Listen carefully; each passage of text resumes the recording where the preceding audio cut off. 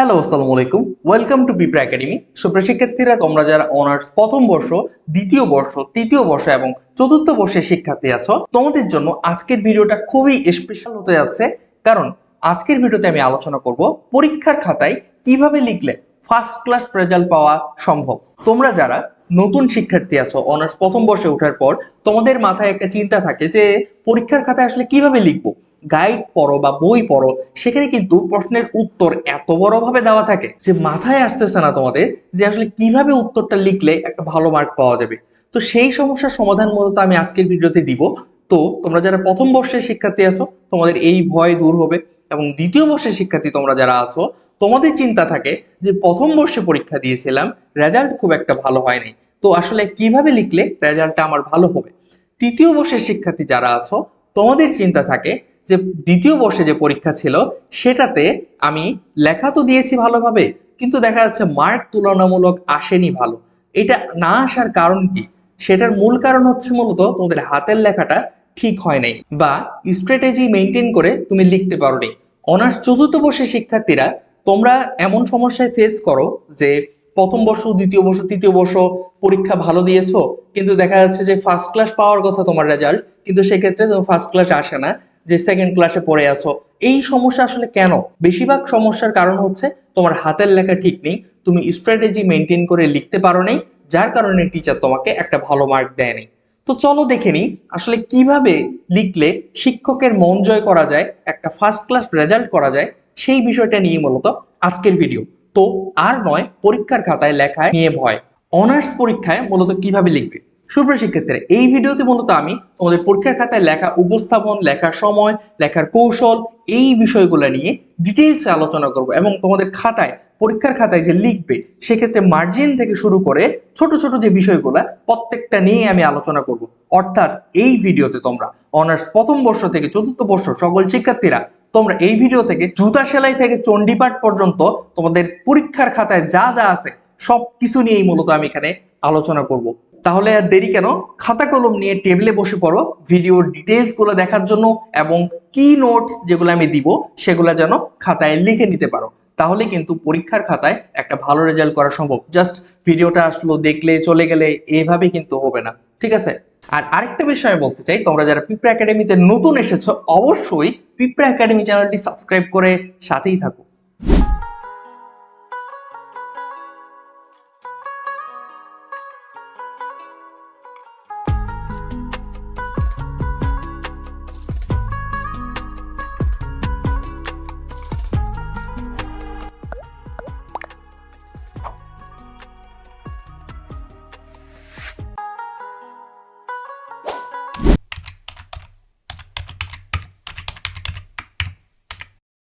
তো সুপ্রিয় শিক্ষার্থীরা, এখন আসি অনার্স পরীক্ষার খাতায় কিভাবে লিখবে।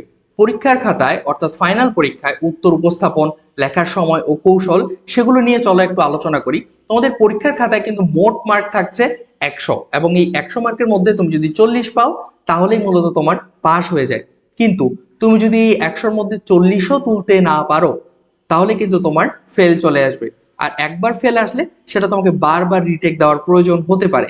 কারণ হচ্ছে কি, যে ন্যাশনাল ভার্সিটির রেট সিস্টেমটা এটা একটু খারাপ, যে তোমার যদি একবার ফেল আসে সেটাতে তুমি যদি আবার রিটেক দাও, সেক্ষেত্রে তারা পাস করায় দিতে চায় না। ঠিক আছে, বারবার তোমাকে খাটাইতে থাকবে যে তুমি দ্বিতীয় বর্ষতে পরীক্ষা দিবা, তৃতীয় বর্ষ পরীক্ষা দিবা, চতুর্থ বর্ষ পরীক্ষা দিবা। তো এক্ষেত্রে প্রথম বর্ষের শিক্ষার্থী বা দ্বিতীয় বর্ষের শিক্ষার্থী বা তৃতীয় বর্ষের শিক্ষার্থী, তোমরা যারা আছো, তোমাদের আমি বারবার সাবধান করি এই বিষয়টার জন্য যে অবশ্যই অবশ্যই খুবই ভালোভাবে একটা পরীক্ষা দিবে এবং চেষ্টা করবে স্ট্র্যাটেজি মেনটেন করে লেখার। তাহলেই কিন্তু তোমার দেখা যাচ্ছে যে তুমি পাস করে যাবে এবং ফার্স্ট ক্লাস পাওয়ার মতো একটা রেজাল্ট করতে পারো। তবে স্ট্র্যাটেজি মেনটেন করে কাজ করতে হবে, সেটাই চলো দেখি। তো এখানে মূলত বলা হয়েছে যে এনইউ অনার্স পরীক্ষায় দুটি অংশে বিভক্ত। আচ্ছা, ন্যাশনাল ভার্সিটি যে পরীক্ষা সেটা দুটি অংশে বিভক্ত। অর্থাৎ তোমাকে পরীক্ষা মূলত দিতে হবে 80 মার্কের পরীক্ষা। হ্যাঁ, তোমার কিন্তু 100 মার্কসের পরীক্ষা লেখার লাগে না, তুমি লিখবা 80 মার্কের মধ্যে। এবং সেক্ষেত্রে তুমি 32 মার্ক যদি তুলতে পারো তাহলেই তোমার পাস চলে আসে। এবং বাকি যে 100-র মধ্যে যে 20 মার্ক বাকি থাকলো, এই যে 20 মার্ক, এটা কিন্তু তোমার ইন কোর্সের মার্ক।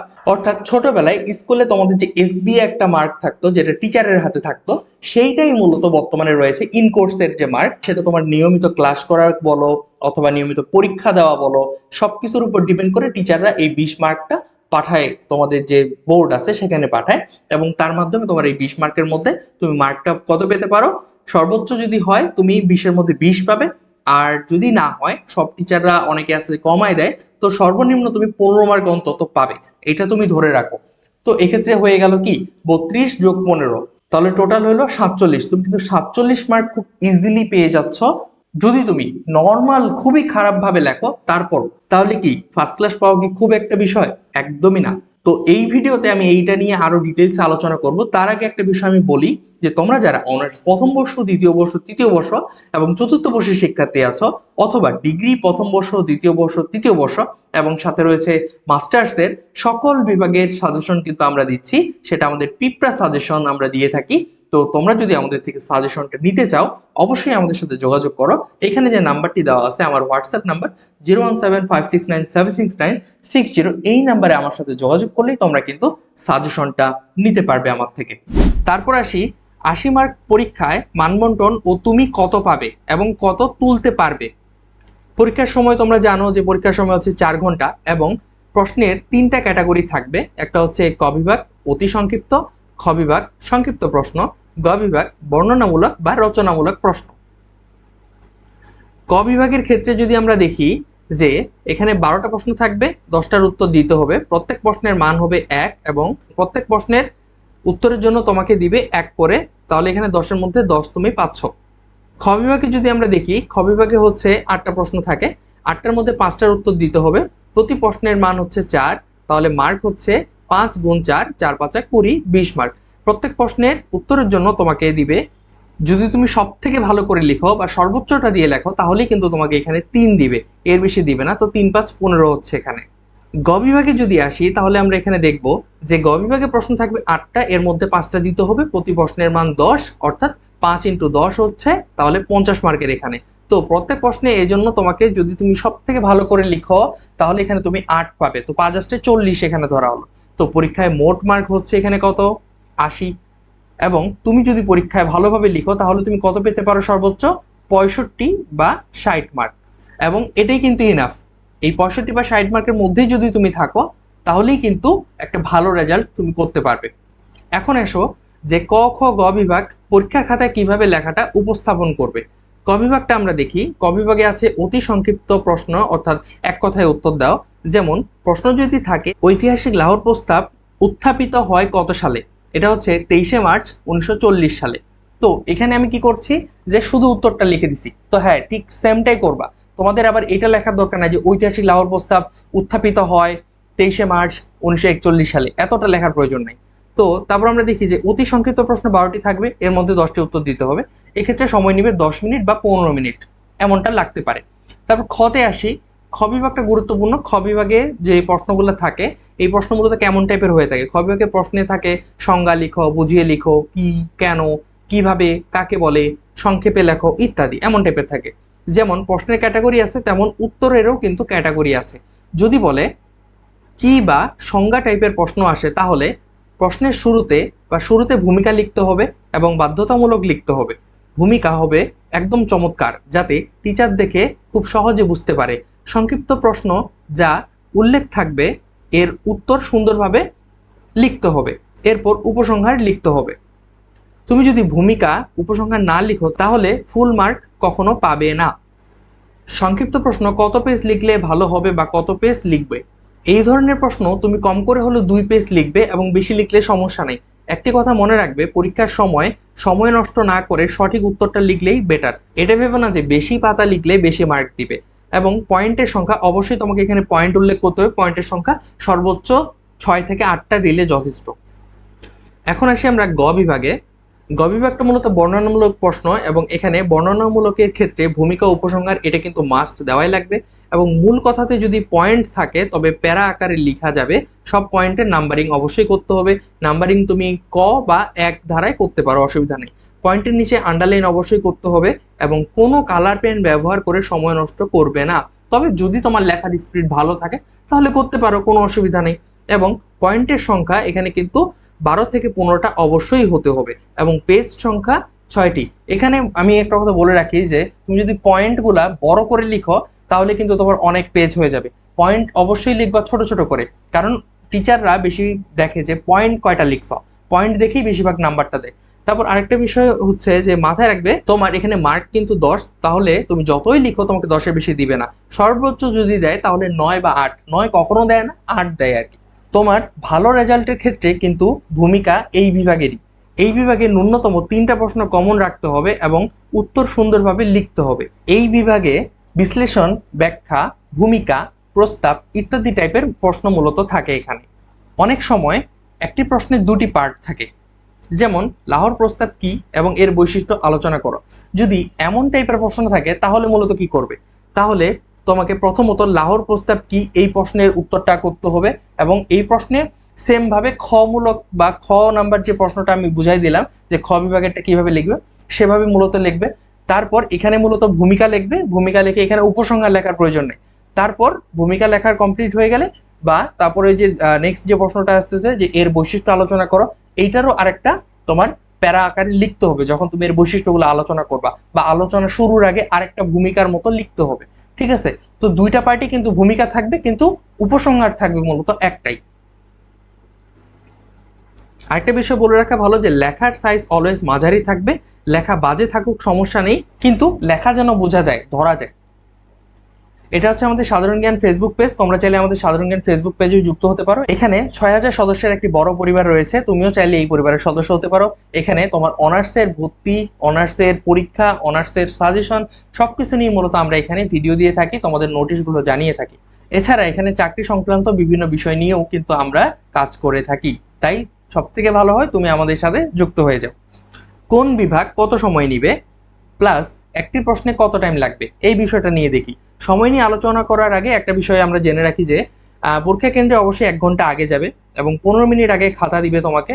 কলেজে প্রত্যেকদিন সিট পরিবর্তন হতে পারে, মাঝে মাঝে দেখা যায় যে তুমি 2টা পরীক্ষা একটা বেঞ্চে দিলা এবং তৃতীয় দিন তোমাকে আরেক বেঞ্চে দিয়ে দিল, বা তোমার রুমও চেঞ্জ হয়ে যেতে পারে। তো এই জন্য পরীক্ষার প্রত্যেক দিন 1 ঘন্টা আগে যাওয়াটা বেটার। রুমে প্রবেশের আগে পানি যোগ ও বিয়োজন শেষ করে ঢুকবে, বিষয়টা বুঝতে পারছো। এবং তারপর হচ্ছে তোমাকে যে খাতা দেওয়া হবে তাতে 13টা পাতা থাকবে। বৃত্ত ভরাট, লেখা ও মার্জিন দিতে 15 মিনিট চলে যাবে, সময় অপচয় করবে না। অর্থাৎ যখনই তুমি খাতা পাবে ঝটপট করে বৃত্ত ভরাট করে ফেলবে, লেখা মার্জিন সবকিছু কিন্তু কমপ্লিট করে ফেলবে। তারপর আমরা দেখি যে সময় বিভাজন, নির্ধারিত সময় তো 4 ঘন্টা, আমরা এটা জানি।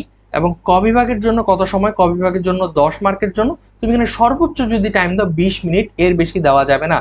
যদি তোমার কমন পড়ে তাহলে তুমি 10টায় লিখে ফেলো, যদি কমন না পড়ে 5-7টা কমন পড়ছে এগুলো লিখে পরের ধাপে চলে যাও।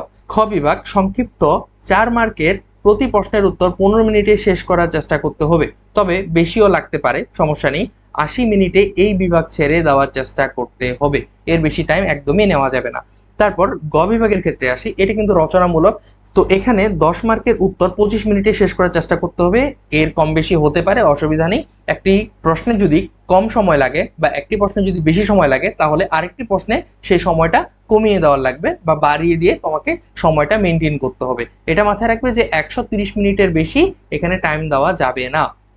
এখন আমরা যদি সময় হিসেব করি, ক বিভাগে তুমি দিলা 20 মিনিট, খ বিভাগে দিচ্ছ 80 মিনিট, গ বিভাগে দিচ্ছ 30 মিনিট এবং অতিরিক্ত 10 মিনিট। এই 10 মিনিট সময়টা কিভাবে যাবে, তোমার টিচার আসবে, তোমার এখানে সই করবে, আশেপাশে বন্ধু বান্ধবী ডাকাডাকি করবে যে আমাকে একটু দেখাও, বা তুমি কারো কাছ থেকে কোনো কিছু দেখতে চাইলে বা সামান্য একটু গল্প করলে, এই এমনিই চলে যায় কিন্তু এই 10 মিনিট। তো টোটাল 240 মিনিট অর্থাৎ 4 ঘন্টা কিন্তু চলে যাবে। যদি এই টার্গেট মেনে কাজ করো তাহলে কিন্তু তোমার লক্ষ্য ভেদ করুক বা না করুক, লক্ষ্যের পাশে গিয়ে কিন্তু লাগবে। অন্যতম একটা গুরুত্বপূর্ণ বিষয় হচ্ছে বিভাগ লেখার ধারাবাহিকতা। আমরা তো জানি ক খ গ বিভাগ আছে, কোন বিভাগটা কিভাবে লিখবা বা কোনটা আগে কোনটা পরে লিখবা। ক খ গ বিভাগ ধারাবাহিকভাবেই লিখতে হবে এমন কোনো ধরাবাঁধা নিয়ম নেই, তবে আদর্শ ধারাবাহিকতা হলো প্রথমে ক বিভাগ লিখবে, তারপর গ বিভাগ লিখবে, তারপর খ বিভাগ লিখবে। কারণ খ বিভাগে আছে তোমার 20 মার্ক টোটাল, তো এখানে 20 মার্কের জন্য সময় নষ্ট করে লাভ নেই। তোমার উচিত হবে যে প্রথমে তুমি গ বিভাগটা যদি অ্যান্সার করো, গ বিভাগে তুমি এখানে পাচ্ছ 50, 50-এর মধ্যে যদি 40ও পাও তাও অনেক লাভ, কিন্তু এখানে 20 মার্ক আছে, 20 মার্কের মধ্যে তুমি 20 কখনো পাবা না, সর্বোচ্চ যদি পাও তাহলে এখানে 15 পেতে পারো। সো তোমার উচিত হবে প্রথমে গ বিভাগটাই লেখা। যদিও প্রশ্নের উপরে লেখা থাকে যে ধারাবাহিকভাবে লিখতে হবে, এর অর্থ হচ্ছে তুমি প্রথমে ক বিভাগ শুরু করেছো, ক বিভাগেরটা শেষ করে তুমি অন্য বিভাগে যাবে, এটার দুটো পরে ওটার দুটো, এভাবে লিখবা না। তুমি বিভাগের ভিতরে এলোমেলো করে লিখতে পারবে, কোনো সমস্যা নেই। 2 নাম্বারটা লিখে তারপর 5 নাম্বারটা লিখলা, তারপর আবার 1 নাম্বারটা লিখলা, তাহলে কোনো সমস্যা নেই। জাস্ট বিভাগটা ছন্ন ছাড়া করা যাবে না, এটাই বলা হয়েছে। যদি তুমি 80-তে 60 তুলতে চাও তাহলে কি করণীয়? তো এখানে বলে রাখি যে ক বিভাগে কিন্তু 10-এ 10 মার্ক তুমি পাচ্ছ, ঠিক আছে। ক বিভাগে 10-এ 10, এটা তুমি নিজে পারলেও হলো, বা তুমি যদি নিজে মনে করো 10টার মধ্যে মনে করো 5টা বা 6টা তোমার কমন আসছে, ঠিক আছে, 5টা বা 6টা তোমার কমন আসলো, বাকি 4টা তোমার কমন আসলো না, তাহলে কি করবা?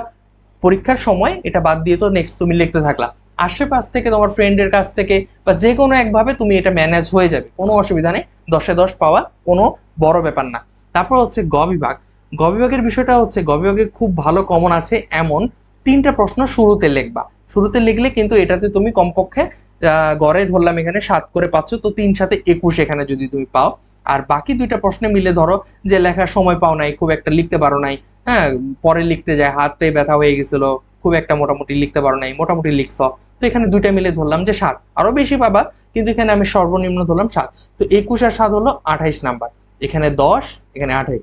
তারপর হচ্ছে খ বিভাগে। খ বিভাগে যদি সংজ্ঞা টাইপ প্রশ্ন থাকে আর কারেক্ট লিখতে পারো তাহলে কিন্তু 3 দিবে, অর্থাৎ 4 মার্কের প্রশ্নের মধ্যে তুমি যদি 3 করে পাও, 3 গুণ 5, 3 5 15 পাচ্ছ তুমি। তো আমি এখানে গড়ে ধরলাম যে 5টা প্রশ্নে তুমি 12 পাচ্ছ, তাহলে এটা আমি কিন্তু একদম কম করে ধরেছি, তোমার উত্তরের মান আরো ভালো হলে আরো বেশি পাবে, সেটা বিষয় না। তো দেখো, ক বিভাগে 10, গ বিভাগে পেলে তুমি 28 এবং খ বিভাগে পেলে তুমি 12, টোটাল কত মার্ক পেলা? টোটাল তুমি পেয়েছো 50 মার্ক। এবং ইন কোর্সে ন্যূনতম, কোনো কলেজে যদি ন্যূনতম একটা মার্ক দেয় সেটা দিবে 10, এবং সর্বোচ্চ প্রায় প্রত্যেক কলেজে সর্বোচ্চ 20 মার্ক দিয়ে থাকে, এর কম আসলে দেয় না, তবে কিছু কিছু কলেজ আছে সর্বনিম্ন 15 দিয়ে থাকে। আমি তারপরও এখানে 10 ধরেছি, যে 10 দিয়ে কত হচ্ছে। তো এখানে তোমার দেখো 50 যোগ 10 হচ্ছে 60, এই 60 মার্ক যদি তুমি পাও তাহলে তোমার সিজিপিএ কত আসছে? 3.00, অর্থাৎ তোমার কিন্তু ফার্স্ট ক্লাস চলে আসছে। তাহলে বুঝতে পারলে তো ফার্স্ট ক্লাস পাওয়া কোনো ব্যাপারই না। তো চলো পরবর্তী আরেকটা গুরুত্বপূর্ণ বিষয় জানা যাক, জাতীয় বিশ্ববিদ্যালয়ে পরীক্ষার খাতায় লেখার কৌশল। আচ্ছা, সব তো জানলাম কোনটাতে কিভাবে লিখবো না লিখবো সবকিছু ঠিক আছে, এখন পরীক্ষার খাতায় খাতাটা কিভাবে উপস্থাপন করবা সেটা তো গুরুত্বপূর্ণ। তো চলো সেটা দেখা যাক। কথা হচ্ছে যে কালো, নীল কলম এবং পেন্সিল ব্যবহার করা, এই কয়েকটা কলম তুমি রাখতে পারো। খাতায় কালো, নীল এবং পেন্সিল ছাড়া আর কোনো কালির দাগ করা যাবে না। অনেকে সবুজ, বেগুনি, গোলাপি রং ব্যবহার করে থাকে, যা একদমই ঠিক নয় এবং এটি খাতার সৌন্দর্য কিন্তু নষ্ট করে থাকে। দ্বিতীয়টি আমরা দেখি, সেটা হচ্ছে মার্জিন করা। খাতা পেয়ে রেজিস্ট্রেশন নাম্বার সহ তথ্যাদি পূরণ করে মার্জিন করে ফেলবে, এবং অবশ্যই বক্স স্কেলিং নয়, কারণ এতে খাতার লেখা জায়গা অনেকটা ছোট হয়ে আসে।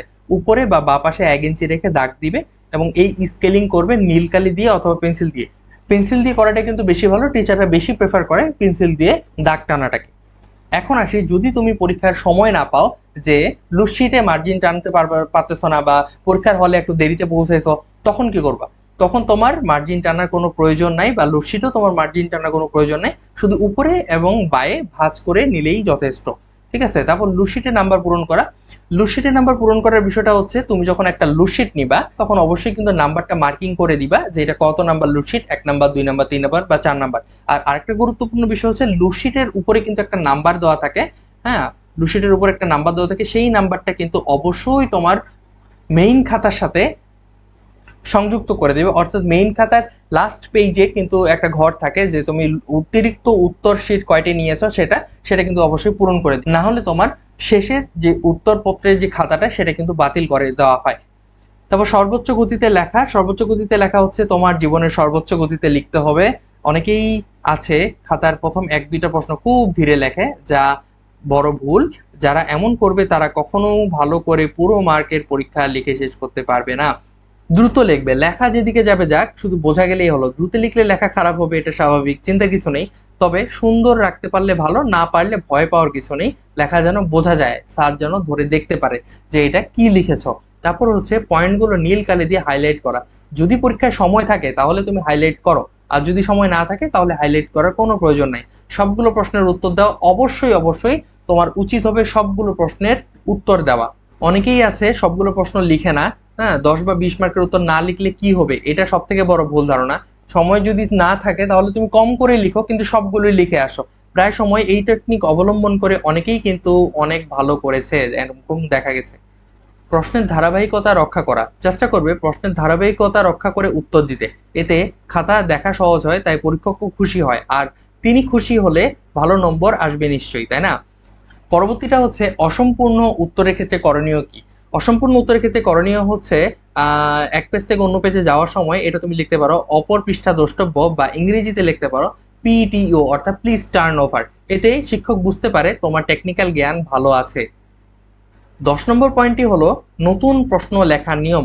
নতুন প্রশ্ন নতুন পৃষ্ঠা থেকে শুরু করা ভালো, তবে গুচ্ছ প্রশ্নের ক্ষেত্রে তা প্রযোজ্য নয়, তবে এটা অনেক বেশি জরুরিও নয়। 11, মার্জিনের বাইরে না লেখা। মার্জিনের বাইরে কোনো কিছু লেখা যাবে না। প্রশ্নের নম্বর ও কত নম্বর লিখেছো তাও লেখা যাবে না, এমনকি একটা ফুল স্টপও লেখা যাবে না। এটা ভালো করে মাথায় রাখবে। তারপর হচ্ছে অতিরিক্ত পৃষ্ঠা ভরাট না করা। অনাবশ্যকভাবে পৃষ্ঠা ভরাট করবে না। পৃষ্ঠা গুণে কখনো নম্বর দেওয়া হয় না। যা চেয়েছে ও যা জানো তা সময়ের সঙ্গে মিল রেখে লিখো, তবে যারা দুর্বল স্টুডেন্ট তাদের ক্ষেত্রে ব্যাপারটা ভিন্ন। খাতা কাটাকাটি না করা। খাতা কাটাকাটি করবে না, এতে লেখার সৌন্দর্য নষ্ট হয়। সুন্দর জিনিসের দাম সর্বত্রই আছে, তার মানে এই নয় লেখা বাদ দিয়ে নকশা করবে। চেষ্টা করবে যেন খাতায় কাটাকাটি কম হয়, আর কাটলেও যেন মুশ করে কাটবে না, অর্থাৎ যেন ঘিচিমিচি করে না কাটা হয়, এটা বিষয়ে খেয়াল রাখবে। একটা দাগ দিয়ে শুধু কেটে দিবে, অর্থাৎ সমস্যা হয়েছে বা সমস্যা মনে হচ্ছে, এই যে একটা দাগ দিয়ে কেটে দিলে হয়ে গেল, সিম্পল। 15 নম্বর, নম্বর অনুযায়ী পৃষ্ঠা লেখা, অর্থাৎ 4 নম্বরের প্রশ্নের জন্য সর্বোচ্চ যদি লিখো সেটা হচ্ছে 3 পৃষ্ঠা লিখতে পারো, এর বেশি লেখা একদমই ঠিক না। তবে যদি সময় থাকে তাহলে তুমি 4 পৃষ্ঠা পর্যন্ত লিখতে পারো, তবে আমার মতে 4 নম্বরের জন্য 3 পৃষ্ঠা লেখাই বেশি ভালো। 16, প্রশ্নের সংক্ষেপ করা। এক কথায় যেসব প্রশ্নের উত্তর দিতে হবে তা যত সংক্ষেপে লেখা যায়, এখানে পেঁচালেই বিপদ। এতে তোমার ভুলও হয়ে যেতে পারে, আর ভুল হলে কি হবে তা আর নিশ্চয়ই বলা লাগবে না, তাই না? 17 নাম্বার, ভুল বানানগুলো মাঝে মাঝে এড়িয়ে চলা। লেখার সময় বানান ভুল হচ্ছে কিনা তা মনে রাখবে, যতটা সম্ভব ভুল এড়িয়ে চলবে। সিনিয়র স্যাররা এতে খুবই বিরক্ত হন। শেষ কথা, ন্যাশনাল ইউনিভার্সিটি প্রশ্নের ধরনে কোনো উত্তরে কয়েক মিনিট বেশি বা কম সময় লাগতে পারে, তবে সেগুলো নিজের বুদ্ধিমত্তায় ম্যানেজ করে ফেলবে। একটিতে 2 মিনিট বেশি লাগলে অন্যটিতে 2 মিনিট কম সময় নেবে। 240 মিনিট অর্থাৎ 4 ঘন্টা সময়টি অনেক বেশি মনে হলেও লেখা শুরু করলে দেখবে দ্রুতই সময়গুলো শেষ হয়ে যাচ্ছে। তাই সর্বদা সময়ের দিকে নজর রেখে পরীক্ষায় দিবে, এবং অবশ্যই হাতের লেখা দ্রুত করবে। যদি হাতের লেখা স্লো হয় তাহলে কিন্তু কখনোই তুমি ফুল মার্কের অ্যান্সার করতে পারবে না, এবং যাদের হাতের লেখা স্লো তারা কিন্তু লেখার গতি অবশ্যই বাড়িয়ে তারপর যাবে। তো সুপ্রিয় শিক্ষার্থীরা, আজকের ভিডিওটা এখান পর্যন্তই। তোমরা যারা আমার চ্যানেলে নতুন অবশ্যই চ্যানেলটি সাবস্ক্রাইব করে সাথেই থাকো, এবং তোমরা যারা আমাদের থেকে প্রিপেয়ার সাজেশনটি নিতে চাও, সেটা হতে পারে অনার্স প্রথম বর্ষ, দ্বিতীয় বর্ষ, তৃতীয় বর্ষ, চতুর্থ বর্ষ, আমি ডিটেইলস অলরেডি বলেছি।